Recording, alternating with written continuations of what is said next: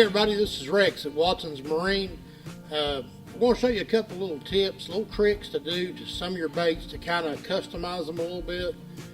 And you know, in our area here, don't have huge lakes, good sized ones with lots of bass, but there's a lot of folks out fishing nowadays.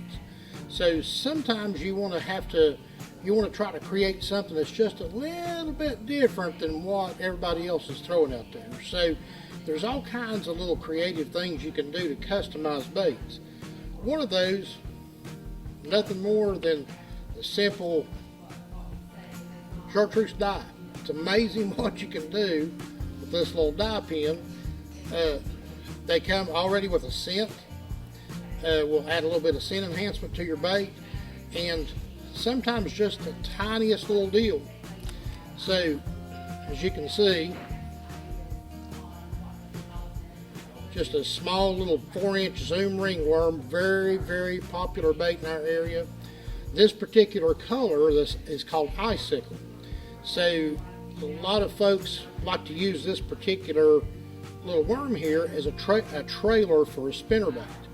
So you want to add a little bit of color to that thing. So what you want to do is take your little dye pen, just go right here to the tail end of this bait, on the very tip of it, and apply just a little bit of that chartreuse dye.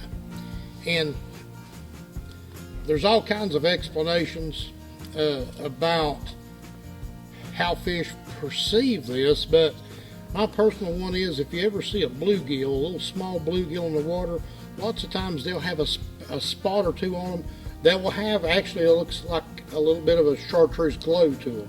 I think that helps that deal. Just a regular little old green pumpkin finesse one.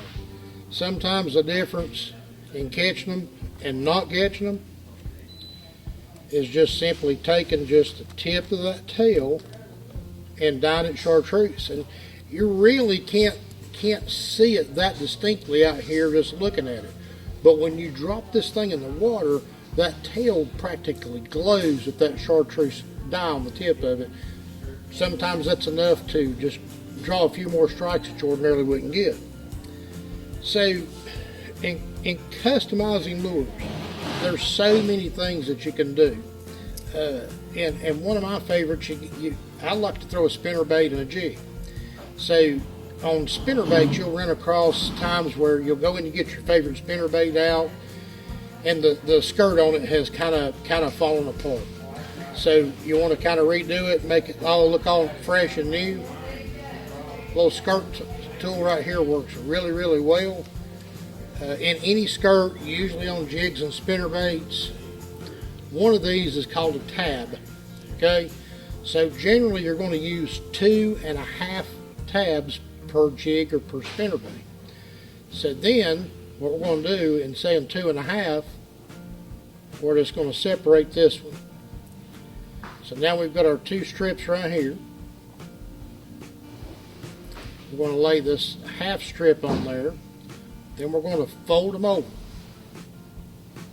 I know it's kind of hard to see, but it really does make it simple on customizing or even redoing your spinnerbaits. So this little tool here, I'll give you a better look of it here in just a second, but you just hook the tip end of these silicone tabs, pull it through this tool a little bit past the halfway mark. Then I've already applied this little band onto this tool. That's the collar, that's what holds it together.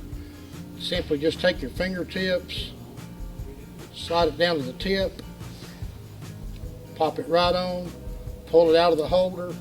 Now you've got your band on there. Next step is simply take your scissors, snip off those solid ends,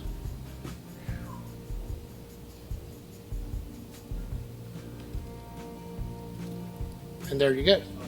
You've got a fully customized spinnerbait color, and we sell tons of different colors of these silicone tabs. So you can go through and customize whatever you want. The spinnerbaits, skirts start breaking off, you don't have to buy a new spinnerbait. It's much more economical to just redo the skirts on. Same thing with a jig. browns, greens, orange. Usually you're trying to recreate the color of a crawfish.